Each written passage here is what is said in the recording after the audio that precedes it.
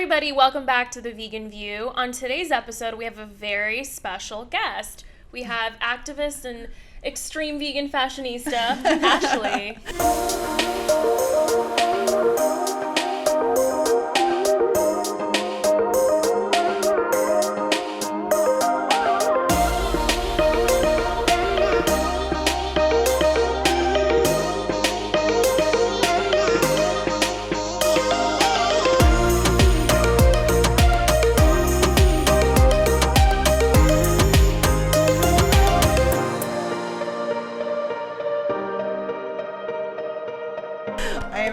So glad to be here. Thank you all for inviting me. Thanks so much for joining coming. Of course. Looking forward to this conversation. Oh, yeah. We have a million questions, but we'll start out first just so the audience can get to know you. Tell us a little bit about yourself, where you're from, and how you got led to veganism. Yeah, so I'm originally from Pittsburgh, Pennsylvania, and I moved out here to LA about 7.5 years ago to work for PETA full-time. I first went vegetarian about 13 years ago. Wow. Yeah, I actually picked up the book Skinny Bitch, which now I'm like, why would I do that? It led a lot of people, though. A lot of people went vegan because of that book. I know. Well, it was actually written by an animal rights activist, which I did not know when I picked it up. I was just looking to kind of have like a healthy lifestyle going into college. And then I read this chapter on animal cruelty, and I heard about this cow who couldn't get up after, being forced to live on a milk farm for years, and her babies had been taken away, and she was just dragged off. And I was like, whoa, I eat cheese, I drink milk, so that means like, this is where that's coming from. And I just had never really thought about it before. I'd always been an animal lover.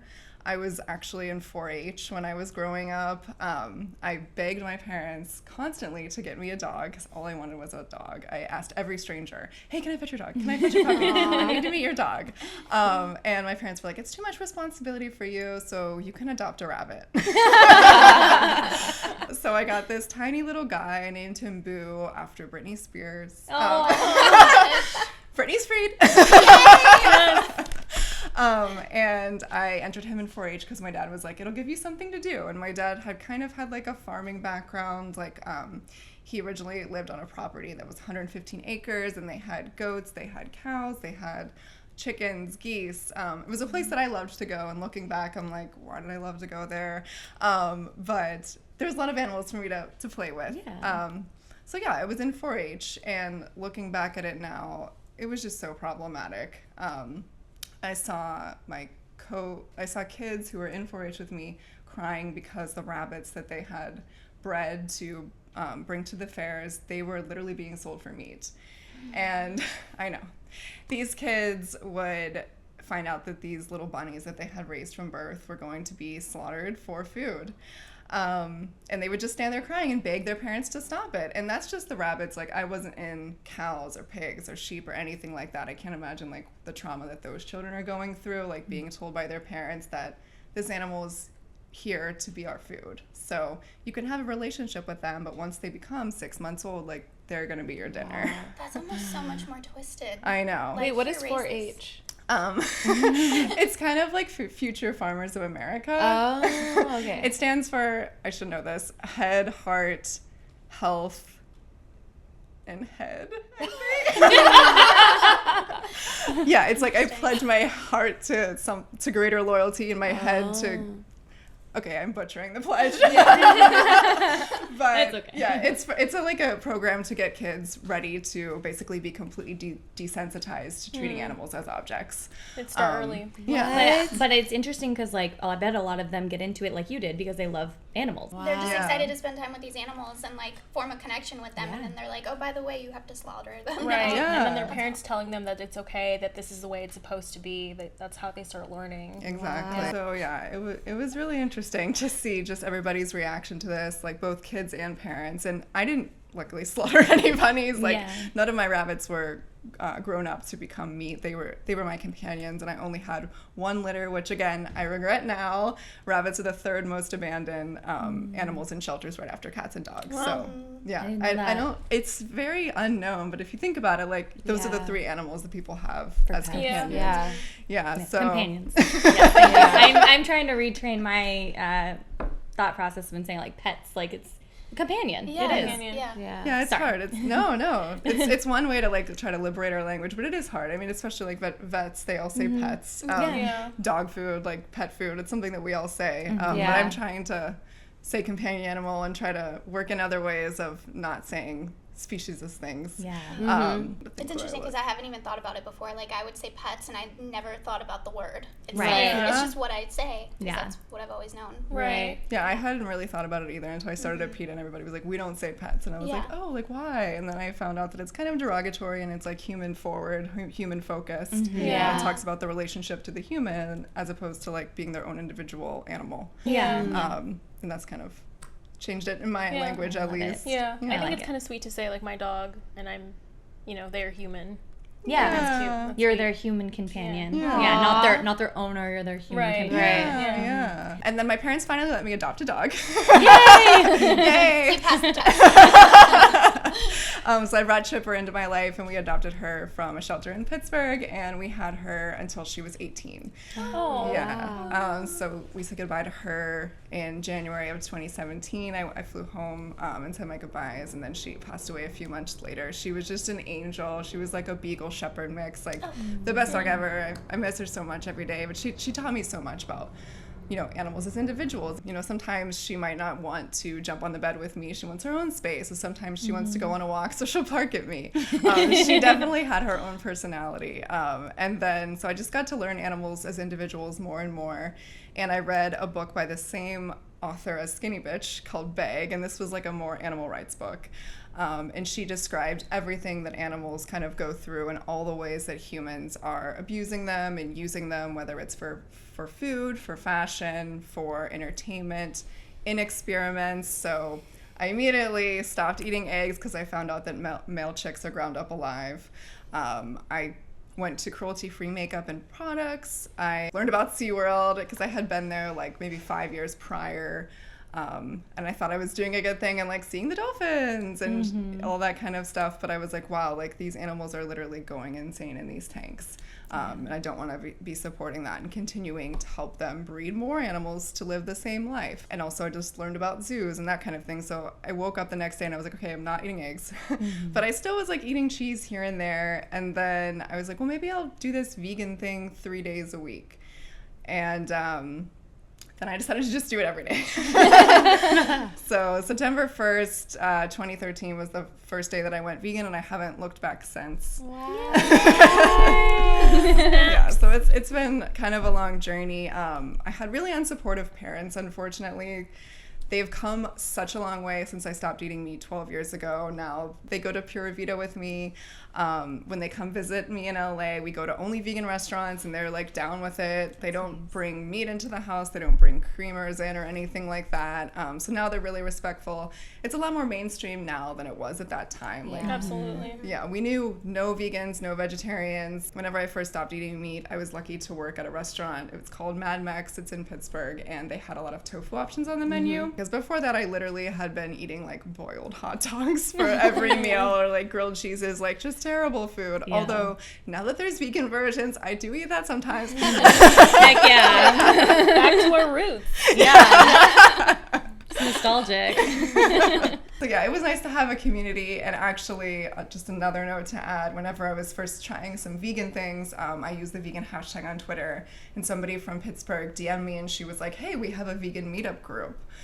You should come sometime. And honestly, if that didn't happen, if she hadn't reached out to me, I mean, I'm sure I would be vegan now, but at the time, that was really helpful for me. It really felt like there was a community of people who felt the same way, even in a world where, we didn't have things like the Beyond Burger Carl's Jr. Yeah. So that was really, really great, and I was able to join a book club that already existed and learn a lot about just animal rights and become more anti-speciesist as opposed to just not wanting to support cruelty and learning more about workers' rights and human rights as well. So thank you, Kate, for finding me on Twitter. Yay, Kate. Community is so important. I feel like we don't really talk about that much, and I think that's something that is very necessary in transitioning to this lifestyle, is like having people who understand you and understand your ethics. Like it can feel really isolating. You want to feel supported, because if you don't feel supported, if there's absolutely no one you can talk to, even if it's on the internet, then you feel like you're alone, and you feel the peer pressure of people that might be around you, who say like, oh, whatever, just eat it, or why are you doing that, or things like that. So it's really important to have a community. When I first went vegan, I found some vegan group on Facebook, and they were like, hey, we're having a meetup at Sage, and I went, and it was just a table full of strangers, and I felt so happy to be around, join those Facebook groups. Highly recommend. No, honestly, like when I first went vegan, it was so isolating because of that reason. Like your friends all of a sudden are like looking at you weird and like making your family. Luckily, my parents were very supportive. I mean, I sat them down and put Earthlings on, and I was like, "You're watching this." I remember walking out halfway through, and both of them had these traumatized looks on their faces. So luckily, they were very supportive. But like our friends, like luckily my boyfriend and I went vegan together, so it's like we had each other, but like everybody like turned on us. It's like all of a sudden you realize your friends are like, that's weird, why are you doing that? It's so offensive when you decide to like eat what you want to eat. It's so I really personally attacked them. I did. I'm so sorry I don't want to eat animals. I know. I'm so sorry that I don't want to put animals into my body. Sorry that affects you. Well, it makes them uncomfortable because they realize that you're right. And I think that's the awkward part, is like these people that you think you have these like emotional, deeper level relationships with, and then they don't want to make that extra step to be a really kind person. So it's just awkward. It is. And I think you also go to them thinking like, well, oh my God, I just changed my life overnight because I got this information, so I know you are too. Exactly. And then when they don't, you're like, it's like soul crushing. It's like, oh man. I thought everybody just needed to see this, and that it was that so simple. true. But it's not, sadly.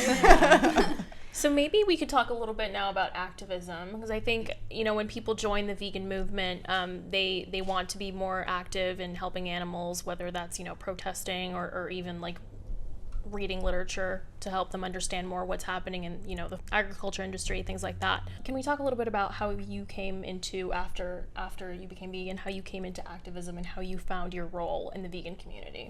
Yeah, so my first protest was an anti-circus protest in Pittsburgh against Ringling Brothers, which is shut down, but coming back without animals. Okay. All of your faces were like, I know. I was like, they're shut down. They're coming back without animals. Yeah, so activists did that. Like we made it so that they're coming back without animals. Wow. Fantastic. Yeah. And they had elephants, they had giraffes, they had zebras, they had tigers and lions, they had all the animals. How recently was that? They shut down, I want to say, in 2017 or 2018. Yeah. So that's pretty recent. That's crazy that it took that long to just get through them. But decades. That's why activism works. Exactly. That's where we're here. We're progressing as a society, and luckily even non-vegans are starting to realize that using animals as entertainment is terrible. Right. Yeah, absolutely. So that was my first protest, and I was really scared. Yeah. I had no idea what was going to happen. I didn't know if I needed to know like everything that there was to know about circuses and why they were so problematic. So I was really nervous, like reading things online, like what happens to elephants, and I'm like asking my husband to quiz me beforehand. Oh, man, you went in prepared. Yeah. Turns out you literally just stand there with a sign. Like, I'm ready to fight. I will debate everybody. You're right. And you can definitely like chant. You can do more. You can go up to people if you do feel comfortable with leaflets, or if it is your first protest or you're a little nervous talking to strangers, you can just stand there with a sign, and then you can eventually hopefully work your way up to being a little bit more dramatic and starting some conversations. But whatever anybody is comfortable with. So that's how I started. So while I really enjoyed that, and I still do enjoy going to protests in person, I feel more comfortable being behind the scenes, like on social media, crafting content and trying to educate people, a lot of people who have never heard of these things for the first time. So I also think that's another way that people can get really involved, is just being an activist on your own social media page, sharing content, sharing your own contents, like your own experiences, how you feel about things that are in the news, not just necessarily like sharing from other pages. I love that you say that, because I think a lot of people hear the word activist and they have this picture in their mind of what an activist is. And that is somebody that is out there with signs, that are debating with people in the streets, that are, you know, at pig saves, feeding the pigs water and stuff. Right. And I think it's so important to acknowledge that you can still be an activist in your own way, and you don't have to, because I think there's different types of activism that fit better for different personalities. Yes. Like you say, you feel like you're more effective when you're working behind the scenes, whereas like I think some people probably really enjoy debating and probably really are effective at it. Oh yeah, for sure. Sometimes I see people, you know, just like, you know, like the well-known like YouTube or Instagram like activists that are just like, they have an answer for everything and it's well crafted and they know what to say, they know how to say it, they're witty about it, and they shut the other person up. And I'm just like, that's a skill. That's a skill you develop. Yeah, that's Yeah, it's a gift. we need for like sure. yeah. I get worked up. Like my first protest was an intermix protest because they were selling fur. Yeah. It was like 2013 or something. And I remember I showed up with the sign and I was like ready to go. And I was like, I'm just going to stand here with this sign. And then most people were supportive and were like, oh, they sell fur or whatever. And then some guy walked by and he goes, yeah, well, your shoes are leather. And then I was like, no, they're fucking That's always people's like reaction to seeing activists. Right. Yeah. It's like, well, what are your shoes made out of? Your mom's chest hair. What do you think? Yeah, it's so bizarre. They're not leather, I'll tell you that much. But Yeah. the fact that you can't tell the difference proves my point. Yeah. So I was like, maybe the streets are not for me because I'm ready to like fight on site. Yeah. But another way, like another example of when somebody is selling fur or leather is like messaging the company, especially if you are a consumer, like you buy their stuff, like they want to hear from you. They want to know that you don't want to buy their fur. You don't want to buy their leather. You want to buy their cactus leather. Exactly. Yeah, or their grape fur. I don't know if that's a thing yet, but I'm sure it will be soon. Yeah. Like That is my favorite form of activism. I am up in those customer service emails for like every beauty brand. I'm like, why are you still testing on animals? And I'll literally like, they'll be like, we only do it where required by law. I'm like, you're still testing on animals. And I'm like, you are not going to have me as a customer until you stop. Like, it's effective. Yeah. I've had a lot of brands that I did message about being, I don't think I was the only one, but you know, they end up going cruelty-free. And it's wow, like, that's I awesome. think it does have to do with a lot of people asking. Well, dear Nike, I saw you did your little pineapple shoes, whatever, but I need a full thing. line. And I Full bought them. line. Yes. I the tried to pineapple buy them shoes. so bad. I couldn't I couldn't either. Yeah, Really? like it was like They're sold out, difficult. yeah. And then they were like, go on the app, and I downloaded the Yeah, I app. have them. They're the ones that I wear all the time, the colorful ones. Oh, yeah, dear Nike, please. So emailing companies, that's another form of activism. Yeah, and then being like the most dramatic you can be, like going into the stores and doing speak outs, like have your sign, have your megaphone, have your friends recording you so that you can also post it on social media and tag them so that it's just not specific to that store, but then you know, you can blow up their corporate Instagram account or their corporate Twitter account, and just say what you feel. And if you are nervous and you don't want to have like this long script drafted out, you can just say animals are not ours to eat. You can just say animals are not food and just say it over and over, or animals are not clothing, animals are not ours to be experimented on, anything like that. Just say it over and over and over. A lot of times they'll just ask you to leave and then you just leave and then it's all fine. Okay. But you can also, you know, go on the public sidewalk right outside the store and say, hey, this store sells dead animals. Don't go there. So that's another quick way, even if just you're on a shopping trip or you're in line for Black Friday, which I don't do that, but I know people still do. Yeah. So if you're watching and you're going to be doing that, you know, have little leaflets while you're standing in line trying to get that sale and just hand it out to the folks who are in line with you. Like that's a quick and easy thing you can do, just really simple way to be active. I really want to talk about fashion. Like vegan, cruelty-free, sustainable fashion. Like what's your 411? Yeah, so I watched the documentary True Cost like maybe 5 years ago after moving to LA, and I had been really into not wearing animals, but I didn't really know much else about fashion, and I was like blown away by the terrible impact the fashion industry has on the planet, and also on workers, specifically outside of the United States, but also here in America. And I was like, well, okay, I'm not buying new clothes anymore. So I really haven't bought many new clothes in the past 5 years, maybe like a handful of things. Wow. Yeah, I buy all thrifted stuff, vintage. So cool. Yeah. That is gold. That is like, wow.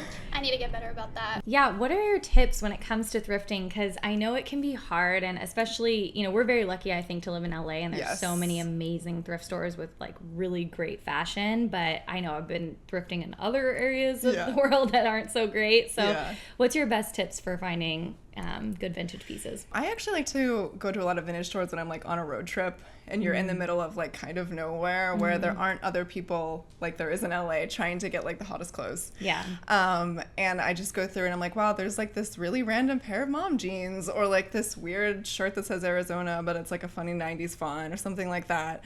And I grab those, and those are actually a lot cheaper too than some of the expensive thrift stores like Crossroads. Not that it's expensive, it's still very affordable, but it's just a little bit pricier. Right. And then I also love Depop, especially if I'm looking for something super specific, like vegan black leather jacket or like a matte nat bag. I found a lot of matte nat stuff on there, surprisingly. Oh my god, don't tell anyone. Like, let me go on there first. And those are my biggest tips, but also like, you know, amongst like, I'm sure you guys have great closets, so just like setting up little clothing swaps with your friends.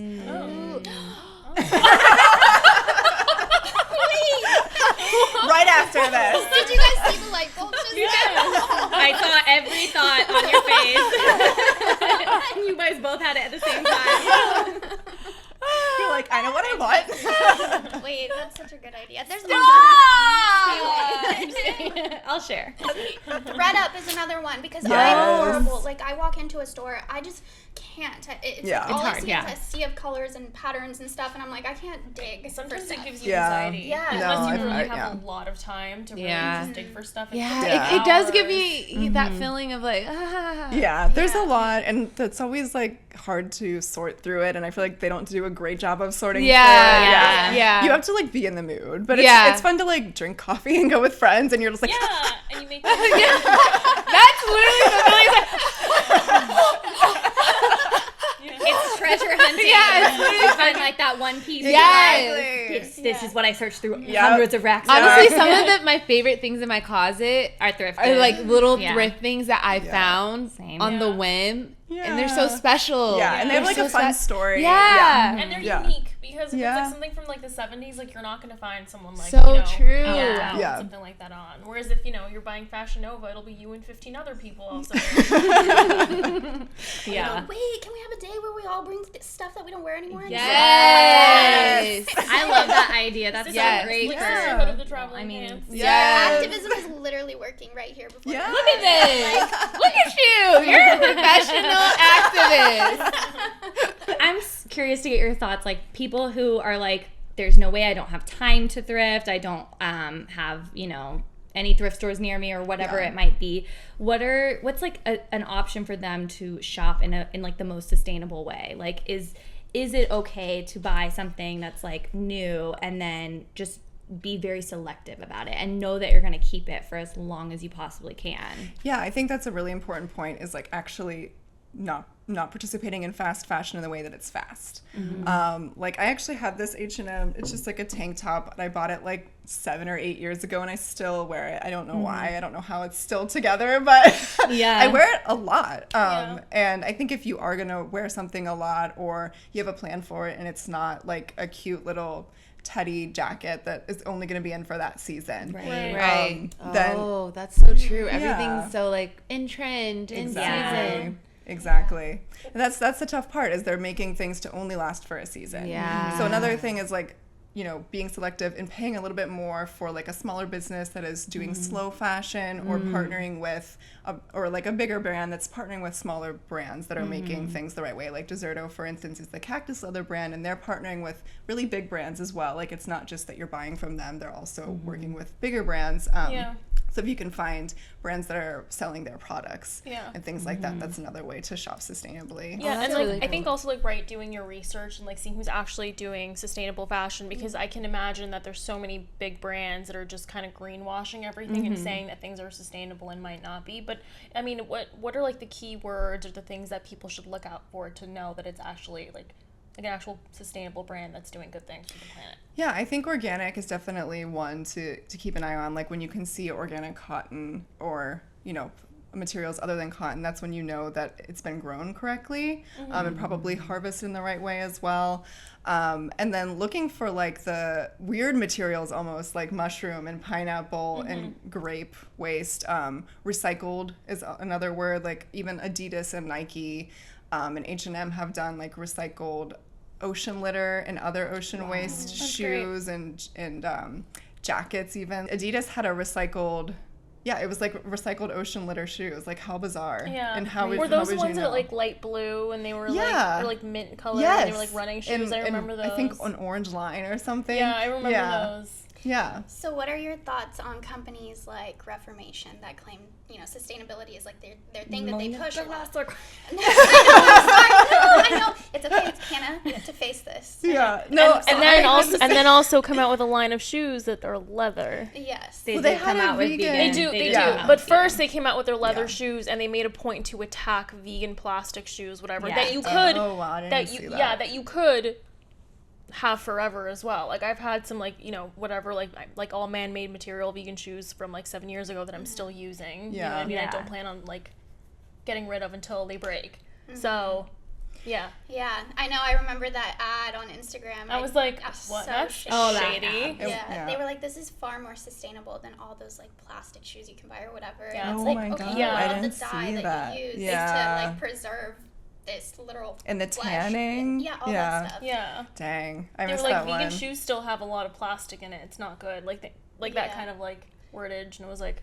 Yeah, they've done some shady things, but I love their stuff, and they also do like the seasonal kind of whatever. So I want to know what your thoughts are on those brands that really, really push the like we're sustainable or whatever. Are they really? Yeah, well, I feel the same way I think as you do. Like, I really did fall for it at the beginning, and then there was like an expose, and I think the New Yorker like 2 years ago that did change my mind, because I had bought like a handful of dresses for them because I had 1 year where I was going to so many weddings, obviously before COVID, and I had so much guilt after that, and I was like, wow, like I really fell for marketing. I thought I was better than that. And they aren't as sustainable as they claim. Like they're still getting from like the same factories. But on, again, if that's what is accessible to you and that's what you can do, and you do have a plan for wearing these dresses more than a few times, it is more sustainable than buying like 10 dresses from Forever 21. Right. Yeah, for me, for like weddings, I always get Reformation dresses, and I will literally wear it to like every, like I have a dress from Reformation that I bought like 5 years ago, and I'll wear it to a wedding this year because I haven't taken photos in it, but it still fits and it maintains its quality really well. And then anytime I buy a, fast fashion dress for a wedding or something, it falls apart. And then I feel so guilty. Yeah. Like, I really would like to have a closet that, if it is new and I bought it new, that it's going to stay there for as long as possible. So it's hard. I actually tried Rent the Runway for the first time at a wedding I went to like a month ago, and it actually worked out really well. Yeah, that's the one you return, right? Yeah. Reformation needs to just do that with their dresses. Yes, they do. That would be great. They do have some on Rent the Runway. They do? Okay. Yeah. Okay. But yeah, it was like, I think like $60. I got to keep it for like 5 days and then return it, and it fit well. I made sure it was vegan because they do list the materials, which was really helpful.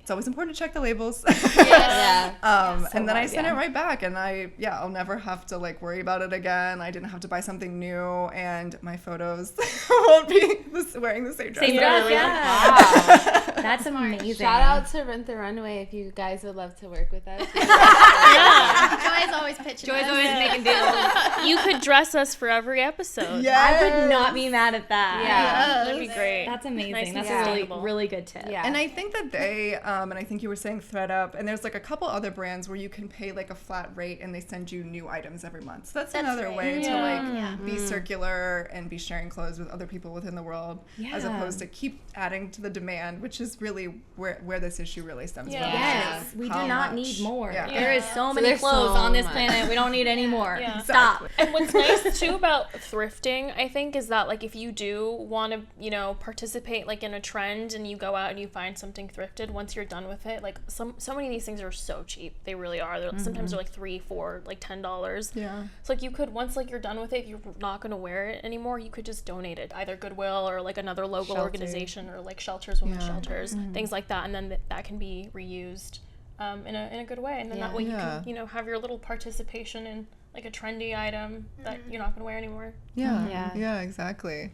Or even open your own Depop store. Yeah. I need to do that. Yeah. I have too many clothes. Yeah. Before the year ends, I'm going through my closet. I've been slowly going through. If I haven't worn it in a year, It needs to go. yeah, it needs to go. It needs to go. But see, I always convince myself I'll look in my closet and I'm like, but maybe one day. I And it's know. been sitting Yeah. there for like 3 years. Yeah. I haven't touched it, but Yeah. I'm like, but I might need it. I know. Yeah, exactly. And that day does come sometimes. It's always after you've gotten I'm rid like, of it. why did I get Right. rid of that? So I went through a phase this summer where I donated like a good 3 bags of just things that I hadn't worn in a long time.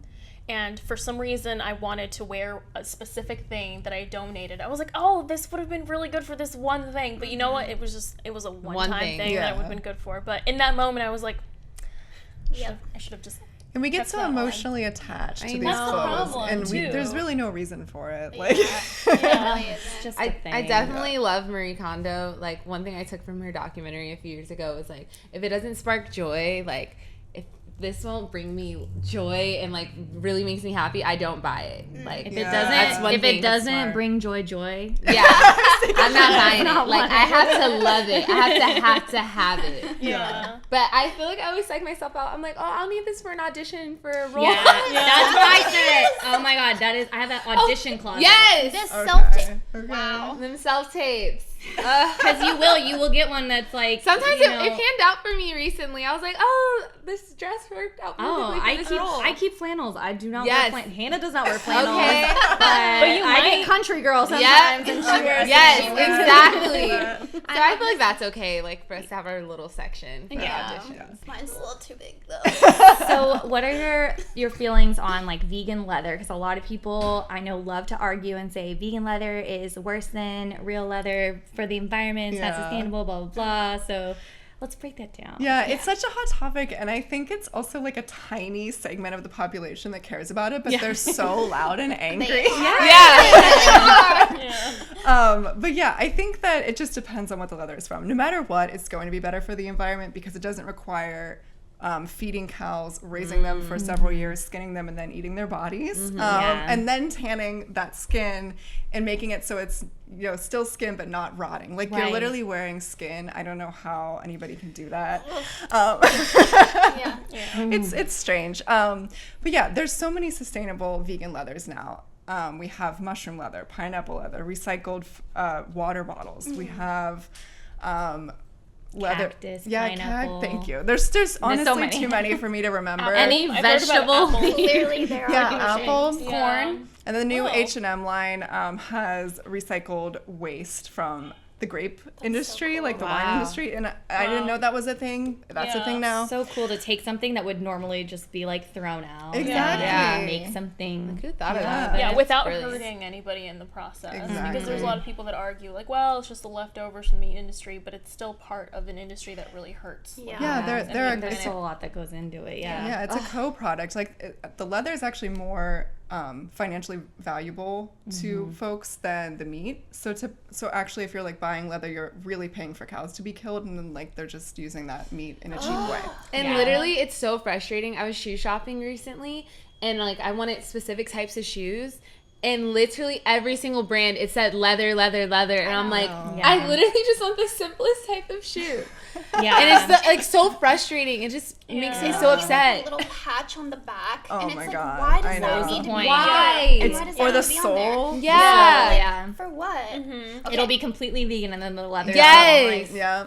Oh, like can we please have more vegan shoes? Well, it's nice that places like Nordstrom and Adidas and Zappos, along with ASOS, they all have like you can sort by vegan. Okay. So that makes it really, Perfect. and it works really well for people in like Pittsburgh, where I'm from. Like, there's no like moose shoes there. Yeah. Yeah. So you can look online at those like huge websites and find stuff there. But also like there's those great websites like Immaculate Vegan, and that's all like really good brands, smaller brands, slower fashion brands, and you can go to those websites as well. I just have one last question, because a lot of people will argue that it's more sustainable to buy secondhand leather or fur even than it is to buy new vegan leather. So what do you think about that? Yeah, so I still think that this is like a really tiny community that's really loud. They're really loud. They are. But in my opinion, like don't do that. Yeah. Just buy a really well-made pair of vegan Yeah. leather shoes. You can also find those again on Depop. Look really specifically and commit to wearing them for a long amount of time. Somebody else, I guess, will buy that leather because you're still, again, wearing skin Yeah. Yeah. or wearing somebody else's fur, and you're showing that that's something that's fun and trendy to do. Yeah. So you're setting the example that, you know, other people can buy new fur or new shoes. Like, they don't know that that's something vintage. Right. Exactly. And again, it's just really weird to wear somebody's skin. I just can't get over Yeah. like that hump. It's just not ethical. Yeah, I know. If you wouldn't wear fur, then, you know, don't buy secondhand leather. Yeah. Yeah, exactly. I mean, I've seen some vegans talk about that, and they will Yeah. say that. I don't know. That's so weird that you're like okay with that, even if it's secondhand. Yeah, it's so because bizarre. I they think it's one thing to like wear your old leather stuff until Yeah. it's completely worn out. Yeah. Like I know when I Yeah. first Yeah. went vegan, I was like, well, I just bought these shoes and they're, Yeah. you know, Yeah. I'm Right. just gonna wear them until they're gone. And then I was replacing everything Right. as Yeah. it was Yeah. done, as I Yeah. was done with it with new vegan stuff. Yeah. But to know that buy. it's skin and then to Yeah. buy it And even then if to it's buy it. secondhand. Right. Yeah. Personally, I can't Because do it. there's always a situation too where like not everybody can afford to go buy like a really good pair of vegan shoes, Right. and sometimes they'll have like, you know, like their grandma or their mom had like a leather whatever like skirt or something, and Yeah. they've been wearing that forever, and like now it's vintage and in. Yeah, I don't personally think that makes you less vegan to wear that and never buy anything else. You know Yeah. what I mean? Because Yeah. it's already there. Unfortunately, the damage is already done, but it didn't come out of your pocket, and you're still, you know, you pay with your dollars. So, you know, by not spending that money on like something else, maybe you can save up and like get like a really nice pair of vegan whatever, Yeah. leather whatever. Yeah. And like take exactly. their vegan card away. I mean, it's just kind of a tricky line if you're like, oh, it's okay to buy used leather. Yeah. And like you said, maybe there's no logo on it, so you can't really tell that it's leather or not, but then people are going to be like, well, I want to buy a Chanel leather bag that's vintage. And then it's Right. like, well, there is a logo, and that is very obviously Yeah. leather Right. to people, and Yep. it just kind of does. It does play into the demand of things. Yeah. Yeah, whenever I do a shoot or a video or something, I always tell my stylist, no leather, no fur. Yeah. Yeah. Yeah. So tell us about Oh, it's this. a vest. It is a vest. Oh, I thought it was a skirt. I don't know why. That is so cool. Wow. Like, This would be a cute skirt. It would. too. Wow. yeah, so this is a soft. vegan alternative to leather made from waste in the winemaking industry. It's So called cool. Vega, and I can't believe like how soft it is. And also, I love like the mock croc because I don't know if you guys have been seeing some of the crocodile investigations lately, but they're No, for I oh haven't. goodness. They're just showing like how crocodiles are skinned and killed for things like Birkin bags, Yeah. for Hermes, and it's really bad. There's like a pipe down the neck, and they're still alive, and Oh, I've Yeah. seen the videos. I think PETA posted them, and I saw the videos, and I was just horrified. And I'm like, the fact that someone can physically do this with their own two hands, and then someone Yeah. can Or go out and men's. buy. Yeah, I know. Buy this They- for they're thousands coming of out- I know hundreds they're of thousands like of dollars. $70,000. And they're coming out with a vegan bag. So you Are would they? think, you would think that They're they aware would. of it. They just care about money more. That's it. Yeah. It's so frustrating. Because Ew. if you Wait, pulled that who's- out and told me that that's Birkin a crocodile, bags. I would believe you. I don't get it. Like, I I can't see know. the difference. I know. I mean, the embossing is like really great. But yeah, we really need to get like celebrities and other elites to embrace vegan fashion because they're the ones who are still buying like $70,000 bags. Like, we can't afford Yeah. that. And they're the trendsetters. I mean, Yep. truly, like Hailey Bieber wears a bag, and then next thing you know, hundreds of girls are wearing the same dupe version of her bag, Yeah. and it is Exactly. it is causing a demand. And the Kardashian family. Well, it was great that Kim decided to remake all of her furs as Yeah. vegan It's furs. about time. And Courtney's eating more vegan. Yes. I know. So Travis. Marrying a Travis vegan. They are. Thank you, you Travis know, Barker. whatever, you know, at least Yeah. it's better than nothing. Yeah. I'll take what I can get. Yeah. Exactly. My biggest fear is that they're gonna break up and it's gonna be messy, and then she's gonna like resent veganism and go against it, and then be one of those people that's like, I was so tired when I was vegan. No. That's my biggest I fear. hope So not. please stay together and stay Oh, vegan. they're soulmates, I Yeah. think. They're Together, at least yeah. for a while. Yeah. Sorry, I got a little off track there. Now this is a pop culture show. Well, this is very exciting. Thank you for bringing Yeah, this. of course. And thank you for sharing all of your knowledge. No, and- thank you all You for helped having me a us. ton, a whole lot. I'm glad to hear that. But thank you guys so much for inviting me. It's been really wonderful, and I'm always excited to watch your show. So I'm excited to be on one. Thank you so much for coming. Yeah, we should end with a fun question. I think we Yes. did this with our last guest. So if you were on a desert island, you had one meal left, what would it be? Oh goodness, Pura Vida. I was like, She just whispered that in my ear. She said, It's the best. It's the best. The question is it the baked ricotta or the carbonara or the spaghetti and meatballs? It's a hard choice. I'm gonna go with the carbonara. yes. Yeah, that's Yes. a good choice. I would go baked ricotta. I get it every time, and it like brings me to tears It's because it's so un- good. Never had that. You what? The baked ricotta? Okay, Oh, we're it's going. good. We're going. We're doing a It's video. Vegan View takes Pure Vita, baby. We'll see you soon. Yeah, we need to do that. We need to do that. Yeah. We need to. Great answer. Love Yes. you so much. Well, we will link Ashley's social medias in the description box down below, so you guys definitely go follow her and give her some love. Sign up for our Facebook group. And answer the questions. If you don't answer the questions, or you I won't will be press letting. ignore. Follow us on Instagram. Like, subscribe, and let us know what you guys think about everything we talked about today. Bye.